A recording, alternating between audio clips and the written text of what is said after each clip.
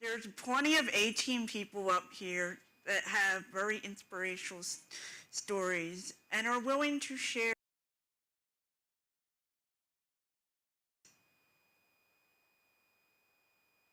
My advice is that live each day as each day. We can overcome anything if we just put our minds to it.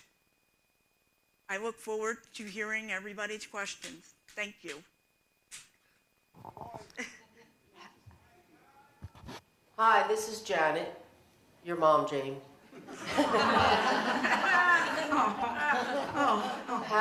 How do you handle independently traveling? You said she can ask, these people can ask any questions. Look, Jamie's blushing. Go ahead, Jamie. Does this get, anybody can answer this, or am I the only one allowed to answer this? If one of the A team wants to answer a question, just raise your hand. Hands up. I'm here, I'm with you.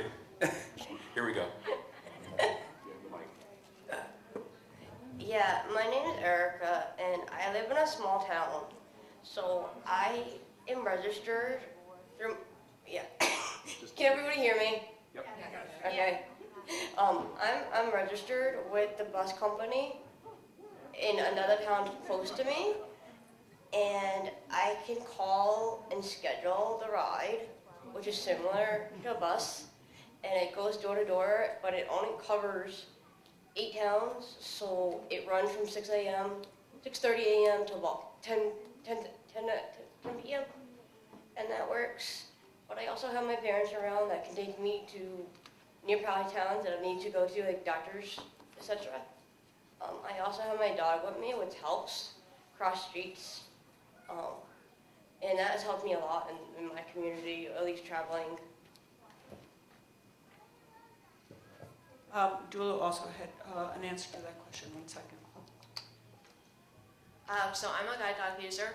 I have been for, 18 years.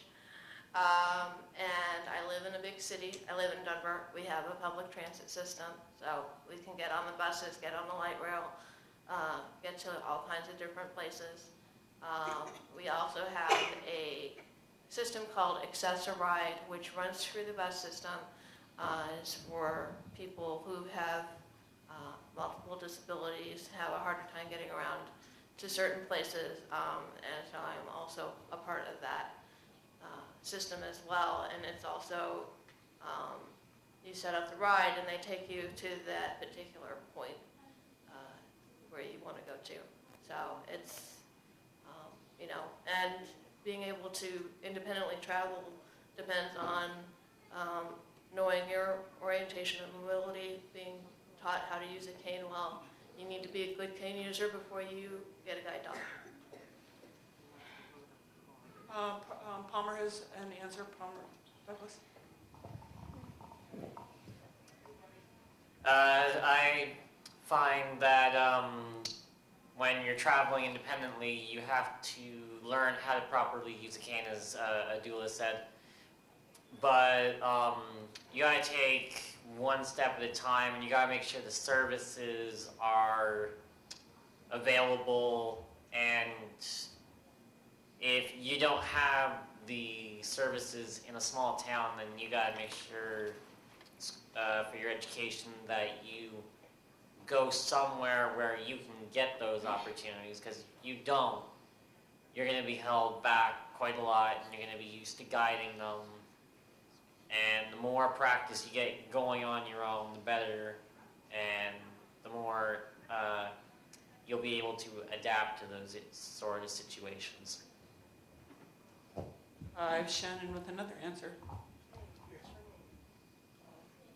So, I've lived in both the big city where the, bus system is available and transportation is plentiful, and now also lived in a rural area where there's not so much public access to transportation.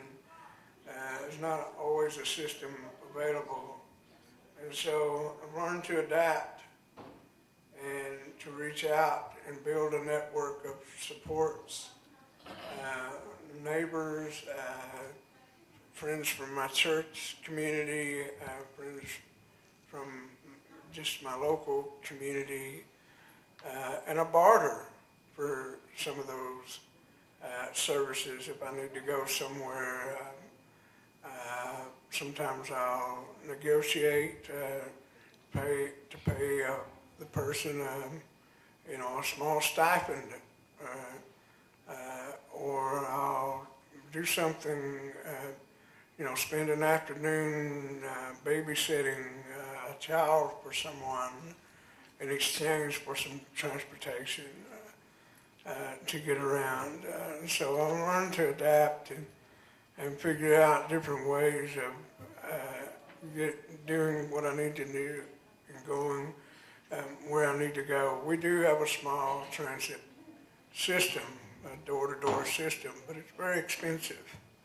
And so we have to navigate our finances and be concerned about all of those issues as well. So if you want to do something, there are ways to figure it out. We have a question here. Oh, we have another answer.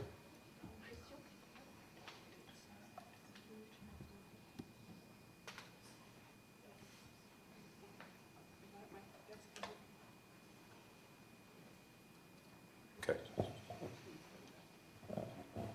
Hi, this is another Janet. I'm Amanda's mom. I have a question for AT members who are single and not in school, living in dorms. Do any of you live on your own, have your own apartment or house or whatever? And if you do, how do you manage that?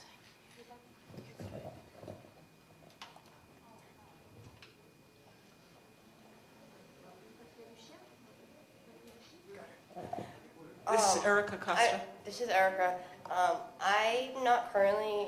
I'm living at home right now with my parents, but when I was in college, I lived in the dorms and I had a single, which was a bedroom, but I shared a bathroom with the wing. And that's not really bad at all. You do have meal plans, you do have dining halls. Sometimes you can have small fridge, things like that. I hope that answers your question.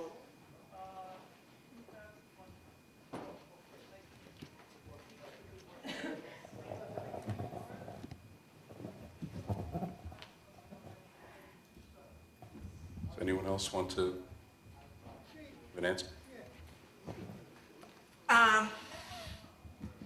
As the last speaker said, I still live at home, but I did go off to college and live in a dormitory setting with several different roommates. It was a small apartment setting, and we had to get along, and you just had to do it. A lot of my roommates that I had were actually from the Caribbean islands, so not only getting along with different people, but different people from different cultures, cultural backgrounds. And Paula?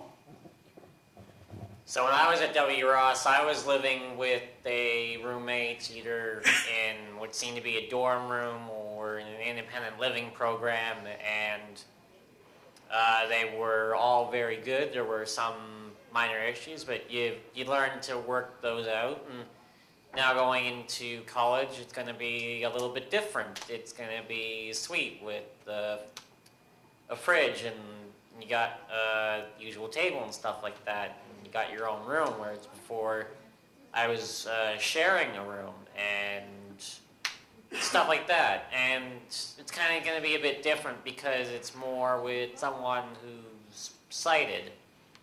So I think over time you have to kind of get used to it, but learn to negotiate and get to know your roommate, and also find out if you have issues, how do you deal with it? And if you have problems, then you have to find a way around it.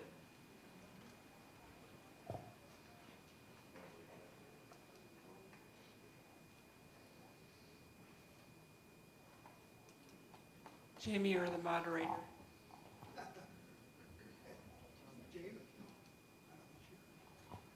Jamie, you're the moderator. You I'm want- sorry, does anybody else have any questions? Don't be shy. It's your opportunity. We can talk all day. And we have another question. My name is Sasha, and my son Rocco is 13. He's in the room. He goes to mainstream school. He's in 7th grade.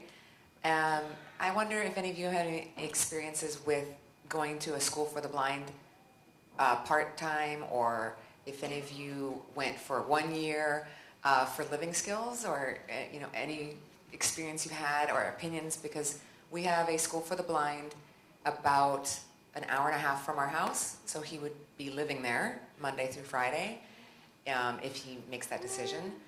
So I just wonder if you have any experience with that. I have Erica first, and then Palmer. Erica, hold on. Yeah, the answer to your question. The answer to your question is I want to kill this mic. I went to the blind school for 5 years for a high school, and it's a really good experience, but you do have to adapt to a lot of the policies and rules. And if you know myself, we don't like rules. We don't mind routines, but we don't like rules. But it's not a bad experience. I mean, it's helped me tremendously. I mean, with writing and all my education. And without the state school, I wouldn't have gone to college. So if that answers. And Palmer? Well, I think you've done a very good choice. I strongly encourage you to do that, because I went through the same thing, and it's a good age right now that he's 13, and he now has the opportunity to do it. It's a Monday to Friday is a reasonable time, and if you want, you can go visit with him, take him out a couple times if he wants to go out for dinner, or maybe he wants to bring someone home. You work that out and make sure he's involved with certain activities, but it's a balance. Learn to do balance between the education side, and make sure if you choose maybe the sports or the music, or you combine them, and that you kind of take the opportunity to find out things that you may have had at home, but everything's different now. So you got things that you had at home where you got quite used to, and now everything's kind of different. So maybe the socializing or the orientation skills weren't there, or it's just making sure everything's in place, and you take all the opportunities you can get, because it really makes a big difference over time. And it means they can adjust and they can get used. But if they are quite stressed or emotional because it's a far distance, that you have a conversation once a night, or like every night of the week for maybe 15 minutes or so, and you go from there. Just all about adjustments and finding routines. And Dula wanted to answer? I did not go to a school for the blind, but if you live in the United States, the National Federation of the Blind runs 3 training centers for blind people, and they do have summer programs for middle school, high school. Actually, I think they have one for elementary school as well, but middle school, high school, and preparing for college. They're run by blind people. I went through those programs when I was in high school, and there's no better way than to learn from another blind person, going around doing activities in the city, learning how to ride buses, learning how to do daily living skills. It's an amazing experience, and I learned so much from doing those. One center's in Colorado, where I live. There's one in Minnesota. There's also one in Louisiana. So that may be another option to look at. And hold on, Paula, we have Amanda P. who wants to speak.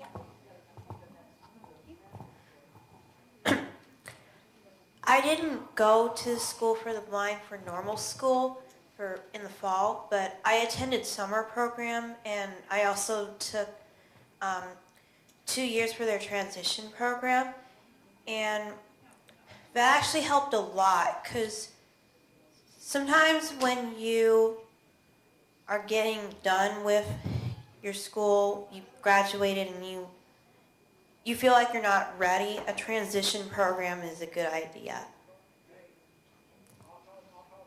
And I also have Paula Caldwell first. And then we have Jason, and then we have Paula, you Shannon. want to speak?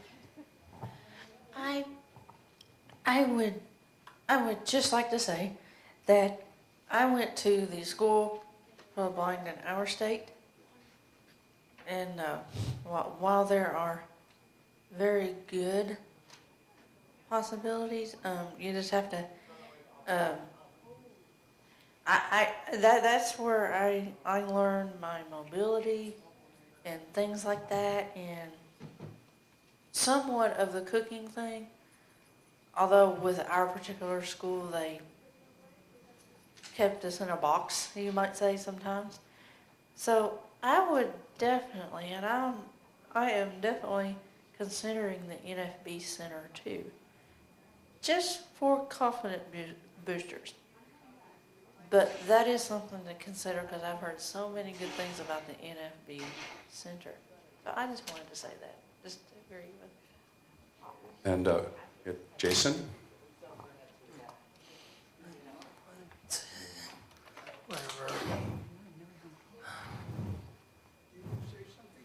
Did you want to answer the question? No? Okay. Is there any other question? Chris? Oh, I'm sorry. Oh, I'm sorry. I thought, He's the one that raised his hand. wrong person. He was the first person who raised his Here hand. you go, Chris. The question was asked. Sorry, Nate. Yeah, I went to blind school from the age of 5 right the way up to the age of 16, and sometimes that, as well as there being really good positive experiences, there will sometimes be some not so good experience. And one of the great things I found about that was making friends in the same or similar situation to yourself. You know, there's sometimes situations going at home that you don't really want to talk to your parents about. You might want to talk to a close friend, and that's really good. At the same time, you're doing activities that you can all enjoy and experience that you probably wouldn't have tried when you're at home. And boarding school, I kind of adapted to it straight away. You know, I went to school from Monday, came home on Friday, so I boarded there during the week, and it was getting used to that different environment, and it's also getting used to the change of that environment. Some people will adapt to it straight away, some it will take a long time to get used to, and again, it's something that we all do, and you know, I think also as well, it's really important that you're enjoying what you're learning at school, because some teachers will be really good, some won't be so good, and yeah, again, I think if you have a not so good experience, you'll also have a really good experience that can override that not so good experience.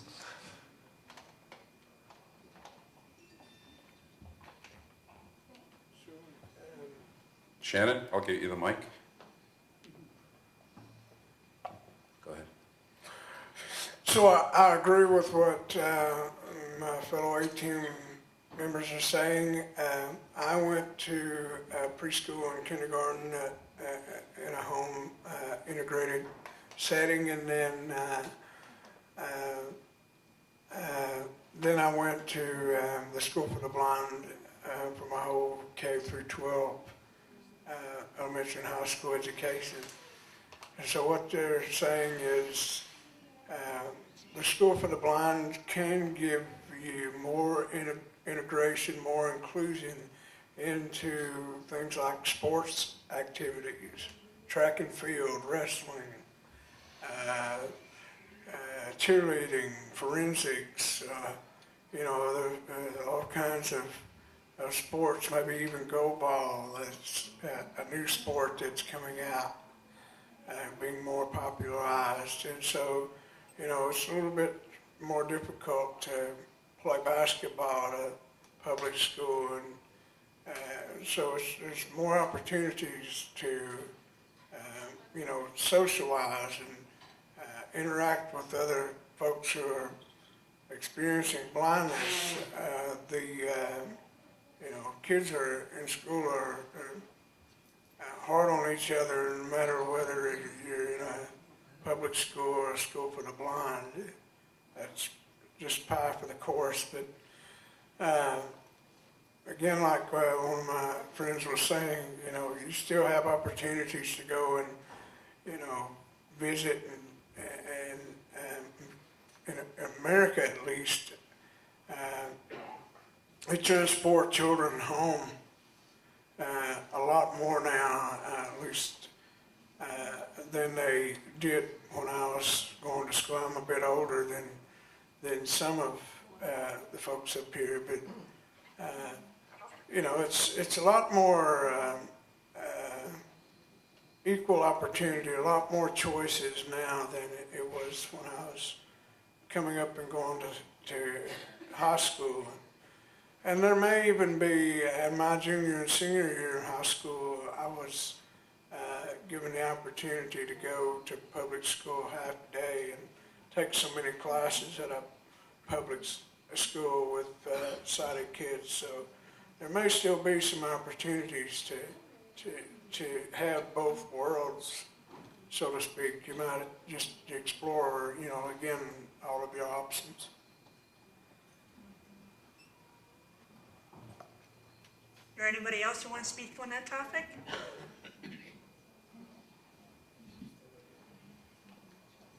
Any other questions? Yes, we have. How do you handle meal preparation?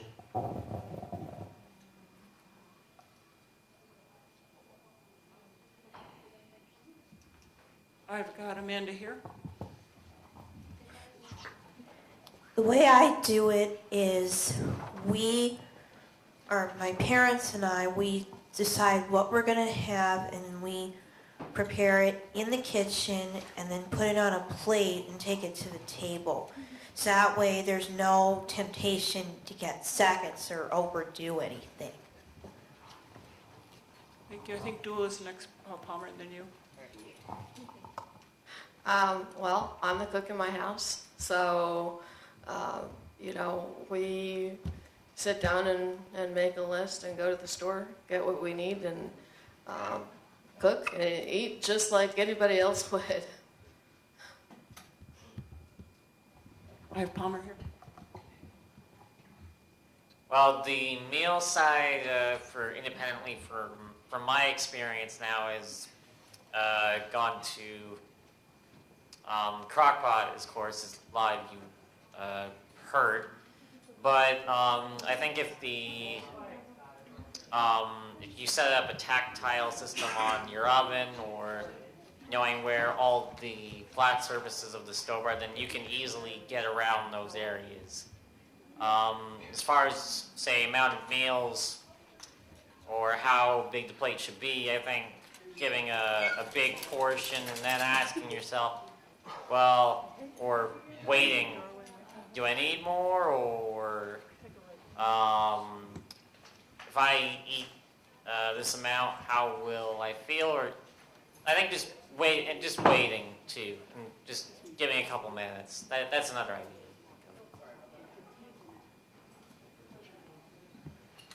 So when it comes to cooking in the kitchen, obviously, I just admit Paula does more of cooking than I do. Not to say that I don't cook. But we use techniques like we have, we'll get recipes from the internet, you know, friends and family who like to cook and will share recipes with us.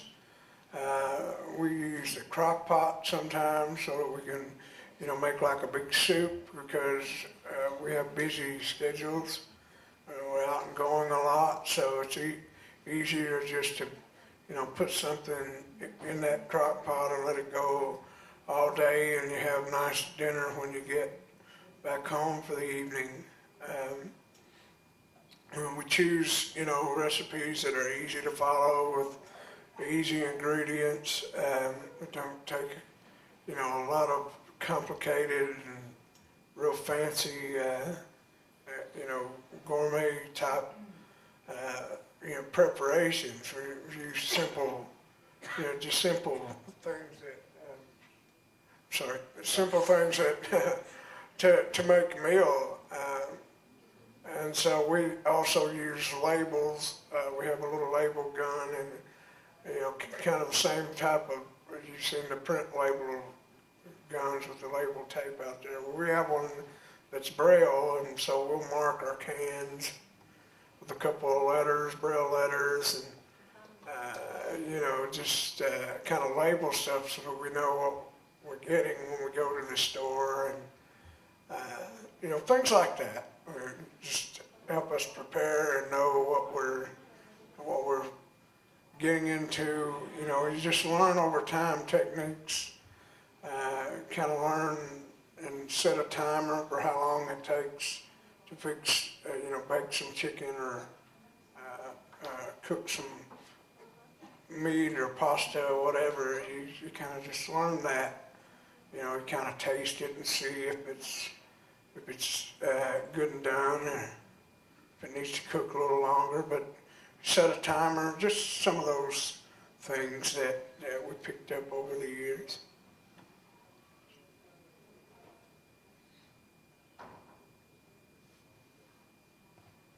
Anybody else?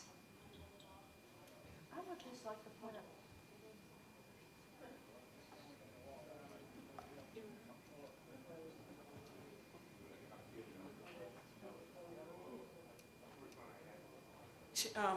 We have Chelsea talk. Chelsea? Yeah. Thank you. I do a lot of my own cooking, and so what I usually do is I look up a recipe online that looks healthy and includes a lot of different vegetables usually, and then I just go to the fridge and if I have them, or I have to go shopping and find them, and then I just cut them up like anyone would cut them up. Sometimes you have to look carefully at the instructions if it's a vegetable you're not familiar with, to figure out how to get the skin off or how to find the parts that don't go in the recipe. But it's usually pretty texture-friendly vegetables. The seeds have a different texture, so you know to get rid of them. And then you just cut them up and put them in the pan, and then put the pan on the burner, and just kind of, you can usually smell if the vegetables are getting cooked or if they're too overcooked. And then meat's pretty simple because it becomes a different texture when it's done.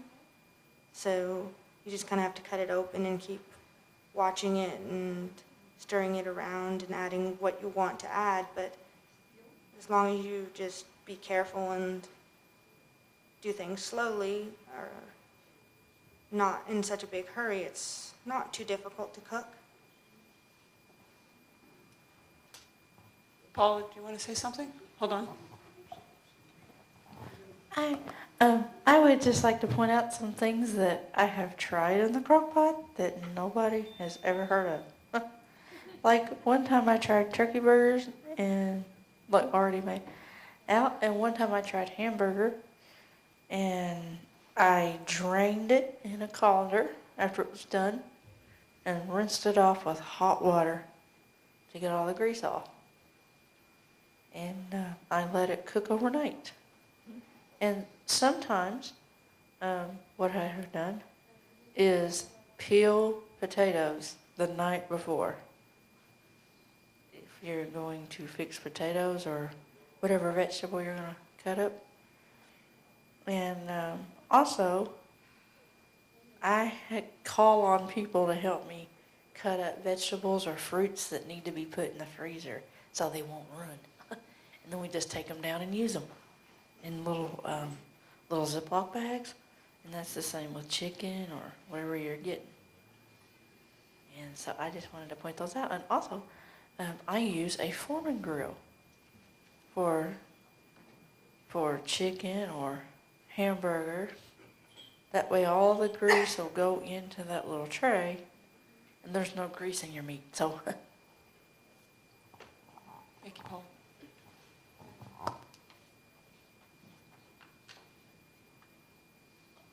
Any other responses?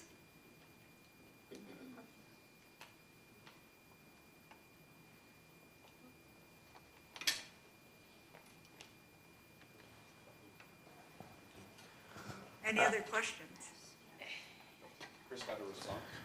Yeah, things as simple as making a hot drink. I remember the very first thing I did when I came home when I was 11 is making a hot drink for my parents and sister. And you can have things that's as simple as a liquid level indicator.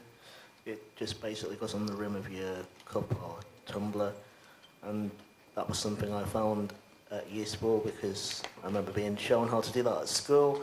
And straight away I just wasn't too sure how I was going to do it. So having that device there really helped. And also as well, there's a lot of devices these days that allow you to make a hot drink simply without having to tip it.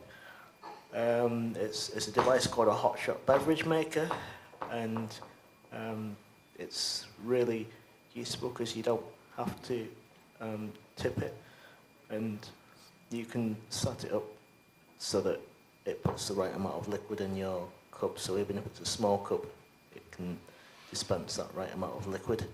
And preparation of meals, foods. Although there's a lot of recipe books there that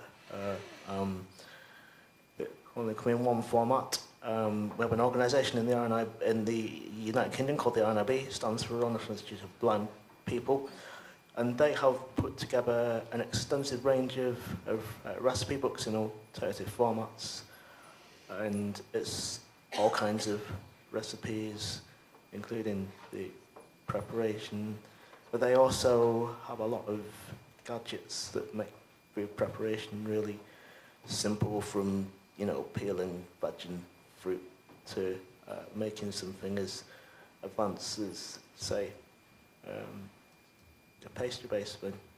So yeah, the tools are there pretty much. So I think we should have a cooking session outside of this one. Yeah. Any more questions for the A team other than cooking, Paula? Yeah, we'll do a cooking session later. I think I'll be attending that one.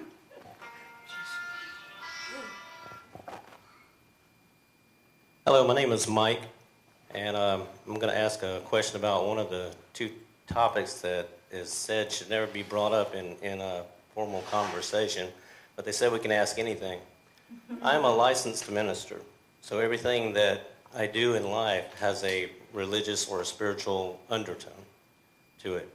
And I'm just curious, is there a religious or a spiritual aspect that helps you in coping with your, that helps you coping with Alströms in your everyday life? All right, we have two people. I'm closest to Adam, so I'll go first. I was waiting on a kidney transplant list and everything, and I'm Catholic, and I believed in praying all the time, and the miracle came, but it took time, and I had all my friends praying, and I know all the people who know me through Alström land were even praying for me to get it because it was going to be time to get it. sorry. And then I have Dula. I'm a non-denominational Christian, and I very much believe in following the Bible, and that God helps me walk the path that I'm going to walk. When I get into really tough situations, I definitely pray, and my husband is also very much a support, and as far as spiritual guidance and believing that there's always going to be a good way to go, and that you're doing your best to do what you're here to do.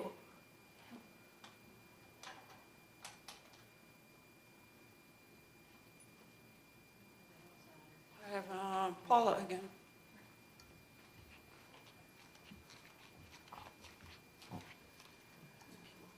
This is an interesting topic that has never been brought up, and I'm glad whoever it was brought it up.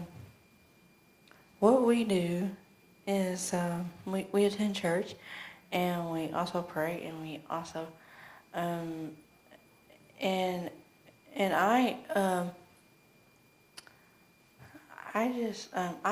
my thing is music.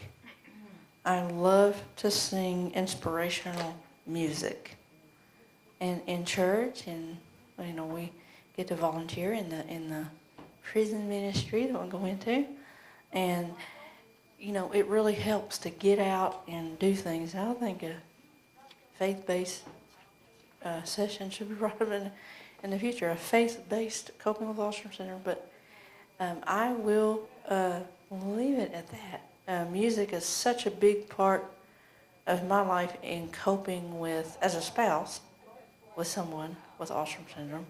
I start to worry about kidney function, failure, blah, blah, blah. It goes on. I start to think about these things. So I just go to my personal God and I pray and I do things and I sing and read scripture and maybe read it out loud or something. So that's what I do. Thanks.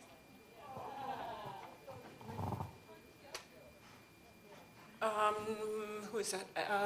Chris. Hold on. Come in, Chris. We all have natural instincts. Something that I've followed from pretty much the day that I found that we all have them. There are things around that are the most extraordinary. Some people will seek healing, which is a very natural process. Things such as meditation really do help, particularly if it's a very heavy situation that's going to take a long time to get rid of. And energy, it's a very big thing. Positive energy is good, and in most situations, negative energy isn't a good thing, and often it's the negative energy that's the problem. So getting rid of it as soon as possible is a good thing, and enhancing someone's self-esteem can take away the harshness and hindrance of that situation, whether it's long or short term, ongoing. And we all, at some part of our lives, will have experienced emotional trauma. And we, just have to find a way of dealing with it. And it can take some people can do it straight away, take a long time to deal with it. And some people may have a situation that they just, for whatever reason, they won't be able to come to terms with. It's there for the rest of their lives, and sadly they just can't get rid of it. But yeah, healing is a good thing. Meditation is a good thing, and you don't necessarily have to be religious to deal with a traumatic, catastrophic situation that's going on in your life. Thank you, Chris. Anybody else? Who had their hand up? Oh, Paula again. Paula? Okay, with the holistic approach he was talking about, I also use like essential oils. It's one way, and they're calming, and some of them are healing. And like for Shannon, and he can tell you the stories later about how the essential oils have helped him cope and also heal from things. But we don't want to forget to pray or whatever. What we do, but also we add these things to be healthy, and so I just wanted to say that to the holistic approach. And music is healing too. Jamie? Anybody else or another question?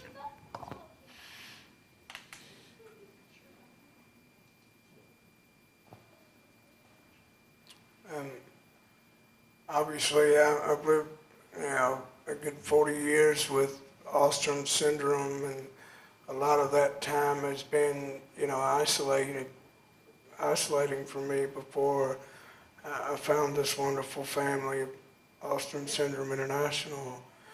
And so, yes, I have spent most of my life,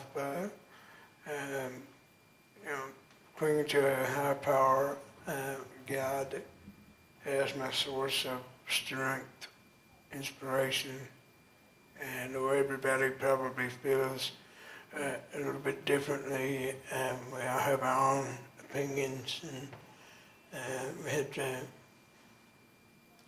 make our own choices and find our own way around this particular issue.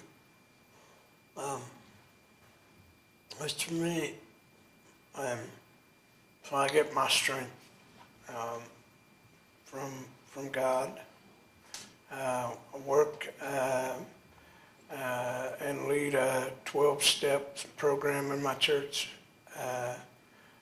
not just for folks who have substance abuse problems, but for anyone who has any type of a habit, hurt, or hang-up in their life. And it's very much based, very similar to AA or most of the other 12-step programs out there, except it puts Christianity at the centerpiece of the program. But basically, we're supporting and helping anyone who has difficulties, has problems, issues in their lives. And there's not too many people in this world who can say they don't have any problems or issues. That's whether they want to leave them in the closet or bring them out and begin to deal with them.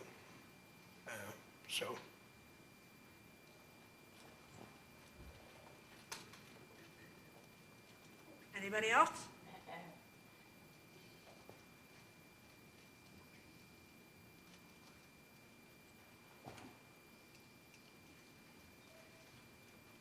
How about another question? Anybody question? We have a question in the back. Okay, hold on. This is Wesley. I'm Dula's husband. First of all, please forgive me if I'm awkward asking this question, because that sometimes happens with me. But one of the challenges that Dula and I face, it involves socialization. She and I have gone to various social groups, and then as we're driving home, I'm looking over and seeing her crying in the passenger seat because she went with high hopes of feeling included and then felt excluded instead because she can't make eye contact to start a conversation.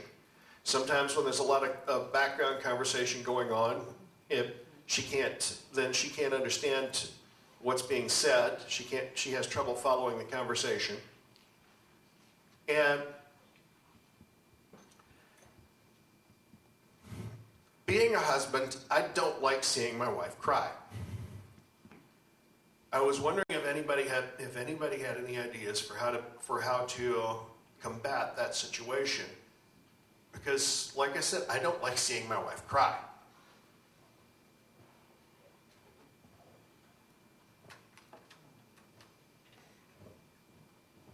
All right, Chris has got an answer or something to say.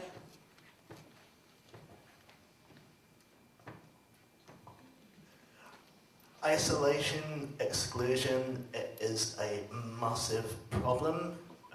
It is something that sadly is still going on in that thing today.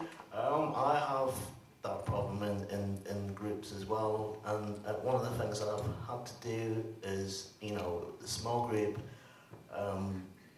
background, it is a problem. It is a problem. So, firstly, you have to find ways of isolating that so that you can, if there's more than one person that has got a dual sensory loss in that group, can hear one another.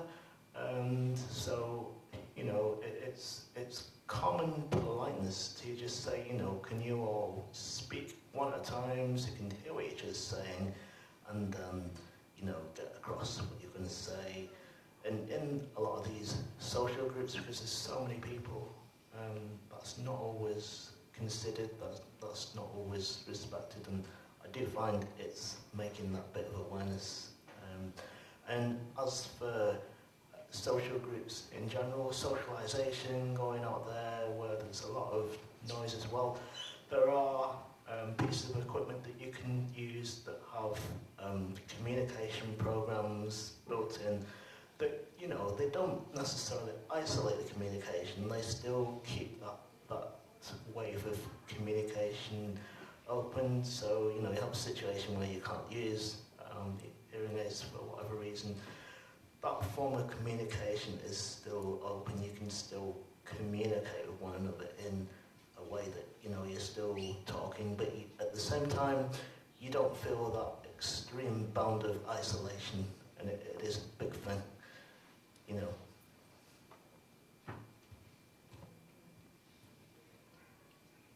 Shannon again.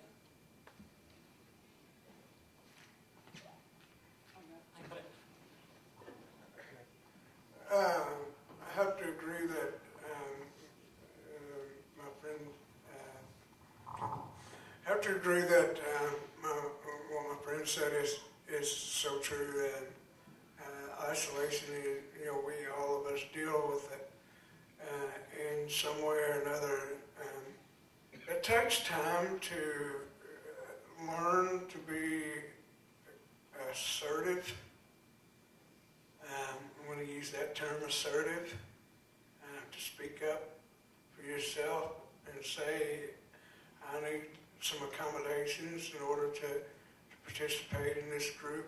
I'm blind, or I'm not hearing so well, and to bring attention to yourself and put yourself out there.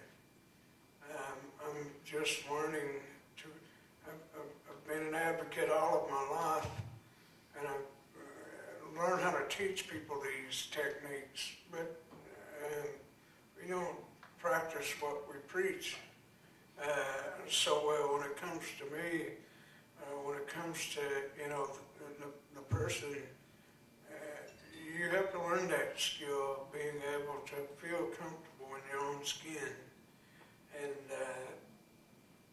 say, in order to participate, I need folks to, tap me on the shoulder and get my attention before they speak to me sometimes, just give me a little clue, a little indicator sometimes. Whatever it takes for you to feel included in that group. I'll say there are some folks out there whom you're never going to gain their friendship or their, inclusion or involvement, and you probably don't want those folks in your life anyway if they're going to be snobbish and mistreat you and things of that nature. But I would say start conversations with smaller groups of people. Hearing is a big deal. Being able to hear, I think, poses more barriers for us than the vision does. If you can't hear the conversation that's going on around you, you may speak it up at the wrong moment, speak over top of someone, or you may not have a clue what the conversation's about and be talking about something totally different, and it'd be a total embarrassment to you. It's happened to me. Restaurants, places like that are really hard to hear in. So, get to know yourself and really what environments are most difficult to navigate, and know yourself really well, and put yourself in environments that are more accessible, more comfortable, more navigable for you, and that may help to level the playing field a little bit.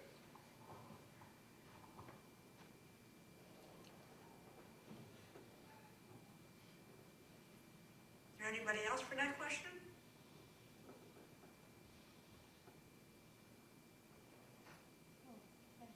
I have Paula again, I think, answering the question.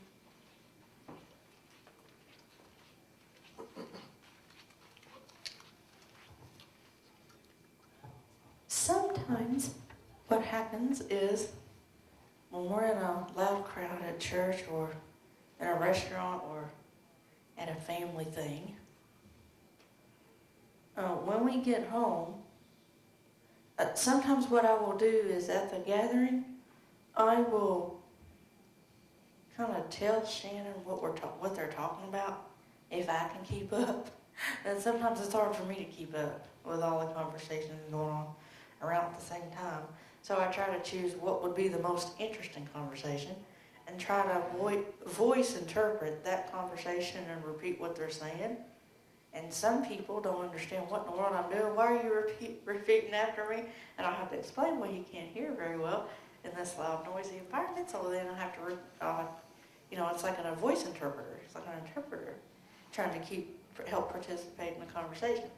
And then sometimes what I will do, what winds up happening sometimes is when we get home, he will ask me what people said in this situation when I said this statement, when I made the statement about this particular topic, what was their responses? So, and we were able to talk about it. So that's a good idea for as a married couple.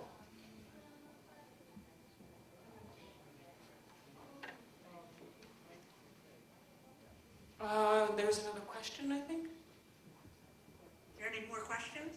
Thank you, Jamie. You're doing a great job. Yeah, I have a little question here about hearing aids. My son is 11 years old and he has Alström syndrome, and he really don't want to use them. He don't. We have to struggle to just put them in for a few seconds, and then he's rip them out again. So, do you have any tips or ideas how we can get him to wanting and see the use of them? Palmer's going to answer to that. Well, I can relate to my personal story of using hearing aids. I was kind of using them not consistently for various reasons I don't remember, and then over time realized, okay, I do need to wear them. They're helpful, and I notice a big difference with them on that, or without both hearing aids on, it becomes a bit difficult, especially when someone's whispering. And I think over time, your son might notice that hearing aids are necessary, or maybe not, but hopefully he does. But that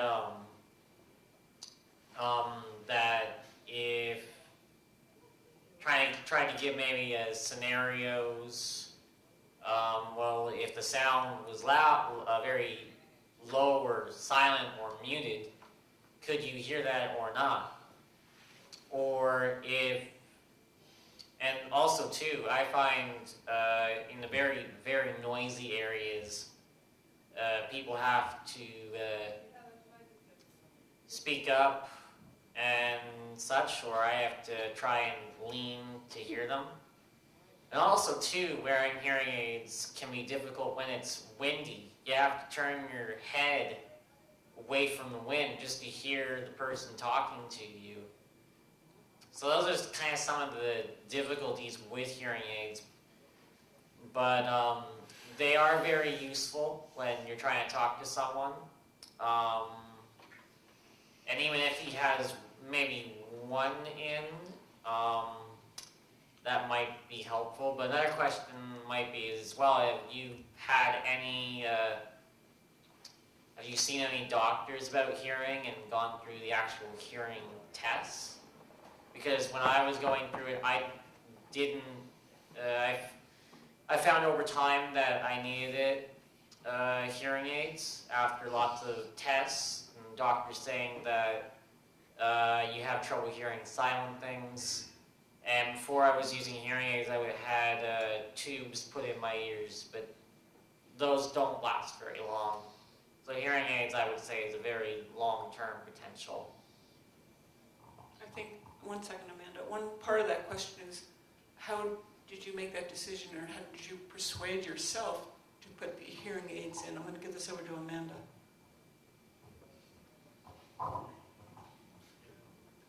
I found that hearing aids are very useful. The first time, my first set that I had when I was 9.5, they were in the ear and they were flesh color because I was self-conscious at the time. I was in a little bit of denial. I didn't want to believe that I had a hearing loss. But over time, I started to let go of that feeling, and I found that they are very useful. The only downside is they are not waterproof. So if your son likes to swim or take a bath, the hearing aids can't go in the water, and I wish that they would become waterproof. Thank you. Any other responses? It's Chris again. Chris, you got to raise your hand a little taller. Be more assertive. As I've got older, I've noticed that hearing is one of the most important things for myself, and it's wearing hearing aid for the first time. It's something to get used to because it's a lot lower than what you normally expect to hearing, and obviously as time goes on, the hearing gets worse. You need better hearing aids. Then obviously it goes altogether. You may require something like a bionic hearing aid or a cochlear implant, and yeah, some hearing aids that are out there now, they are splash resistant. They're not yet water resistant, but there is hope that that could be done. I don't believe it's something that cannot be done. It's definitely something that can be looked at, and it could definitely be something in the future. And it's I think as well, you have things to remember, like changing batteries batteries and you know, wearing a hearing aid.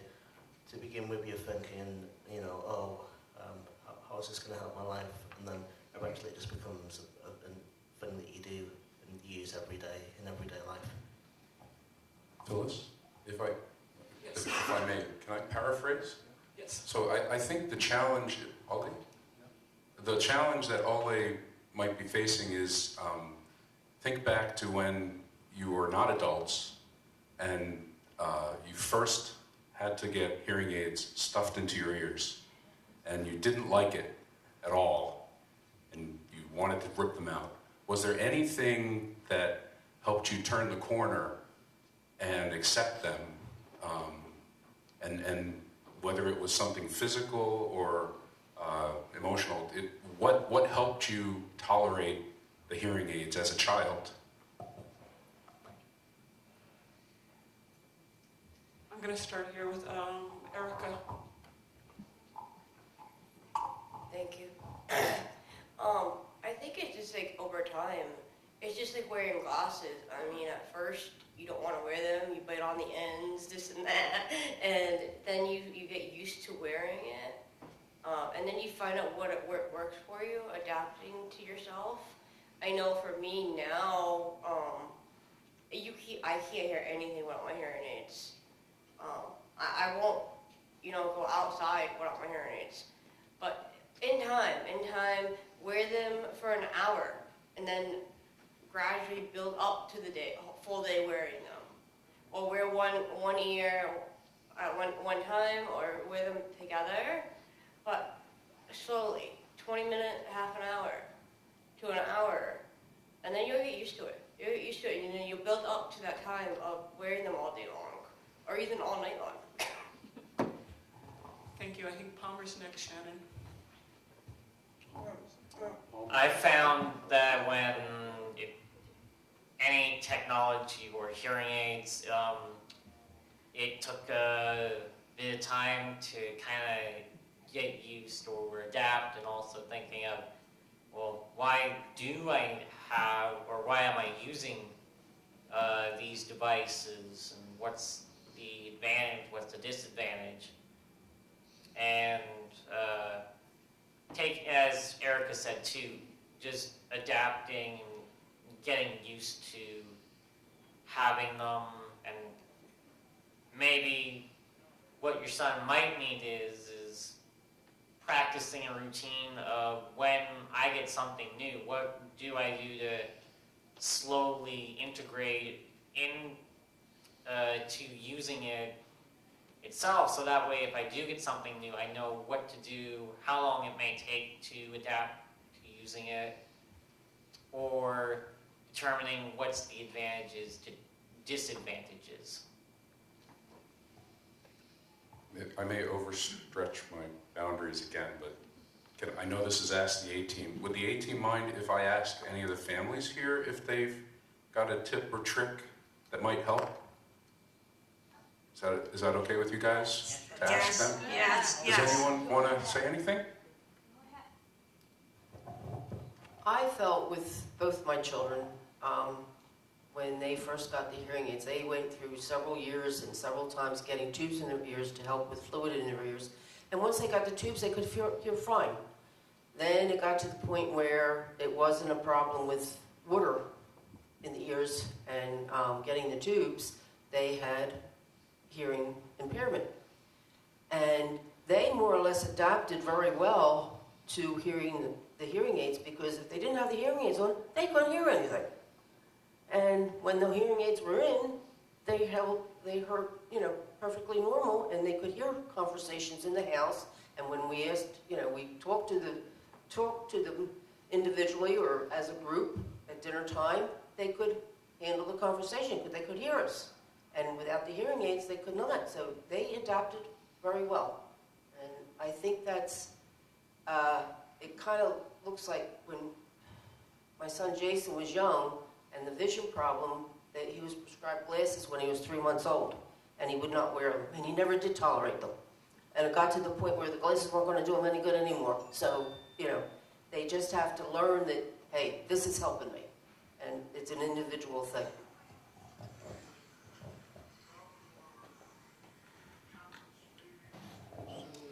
couple things that we did is, first of all, make sure that ear molds are really soft, because there are different firmnesses to them. Some of them are really hard and uncomfortable, so that might help him. Another thing we did is, probably going to sound mean, but we tied it into food.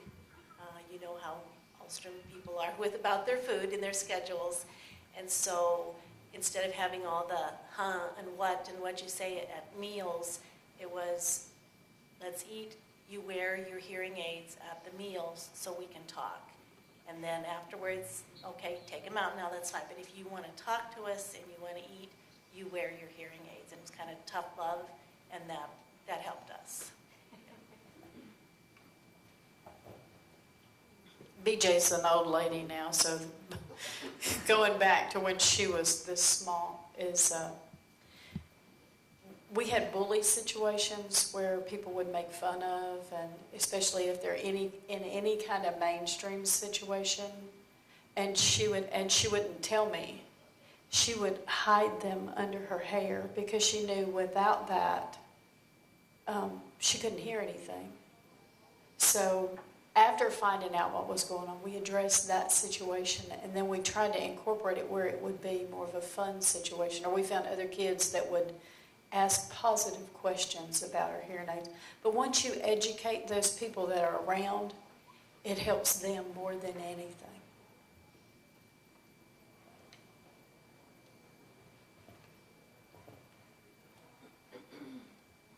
Okay, I think I'll give it back to the A team.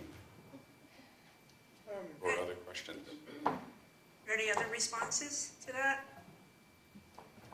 Yeah, I want to.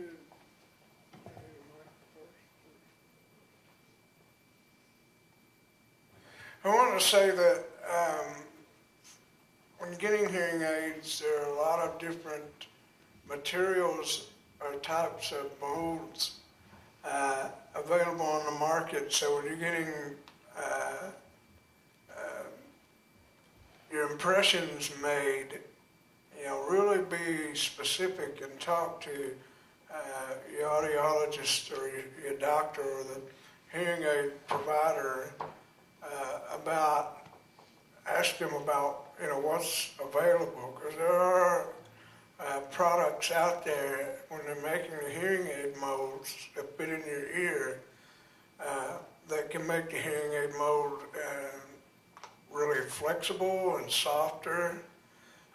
So there are a lot of different things that they can do to provide you a more comfortable fit for the mold in your ear.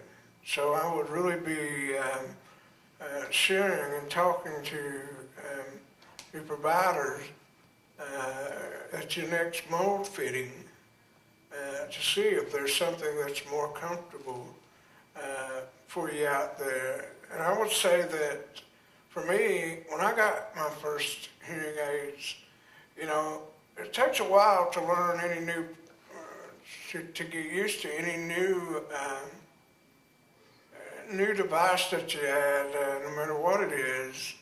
But for me, finally, you know, understanding that I was missing out on so much information. And finally to be able to hear folks and really get the meat of conversations that I didn't even realize that I was missing. You know, just kind of made the light go on for me. It made, you know, being with people more real to me, and that's when hearing aids really became beneficial for me. And we had Tula. When I was in kindergarten, I was exposed to a girl who used an FM system, and that was before I had hearing aids. So I knew, even at that age, how important hearing aids are. So that might be something that's helpful, especially while you're here at the conference. He's around other kids who are wearing hearing aids. Sometimes, what comes from your peers can really help. The other thing that came to mind while I was sitting here trying to think, okay, what might help? When I was a kid, they didn't want to teach me how to use a cane at school. And my mother took me out of school during the summer and took me to a program to learn how to use my cane. And when we came back that fall, she told the teachers, you're going to teach her how to use a cane.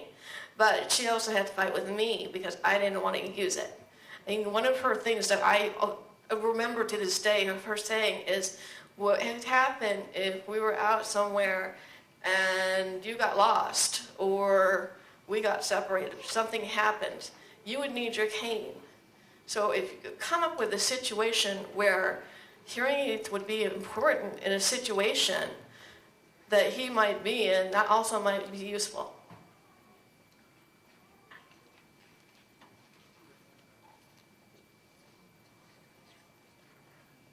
That's what I thought. We have time maybe for one more response, if anybody had for this question.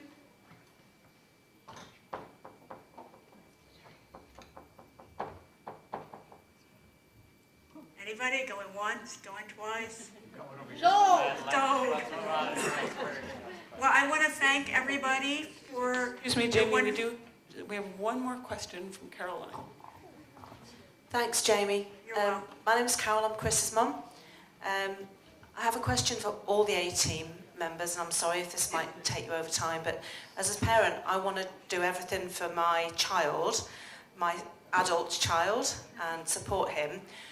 What would be the one thing you could say to your parents or your caregivers that would help and support you, that we're not doing already?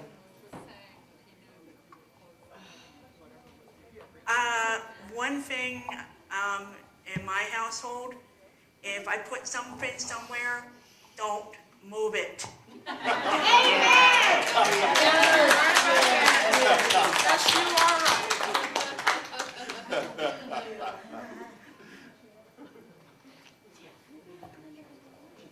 Any other one things you could say? Palmer, I'm coming over.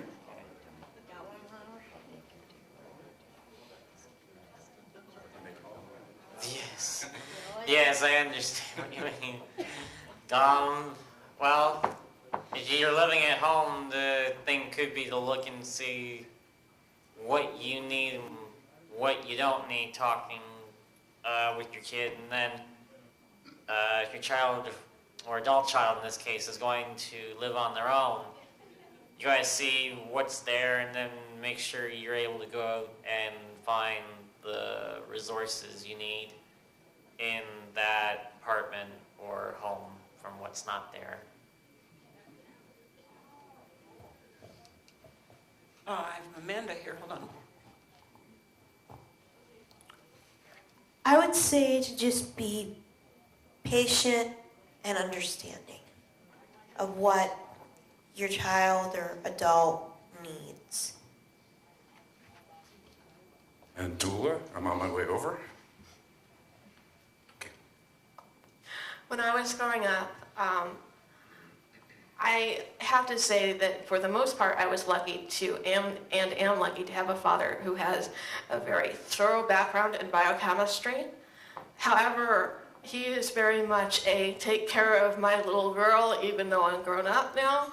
And when I was a child, he took care of me. He did not teach me very much about my medical issues. So when I was 18 and I ended up in the hospital with pancreatitis, I had no clue what to tell them to look for. And they spent all night testing. If I had had that education, I could have said, oh, you need to test my triglycerides, and they would have tested my triglycerides and found they were through the roof. So really, if you can, try to educate your child about what is going on with them so that they know, so that they can understand what it is that's going on with them.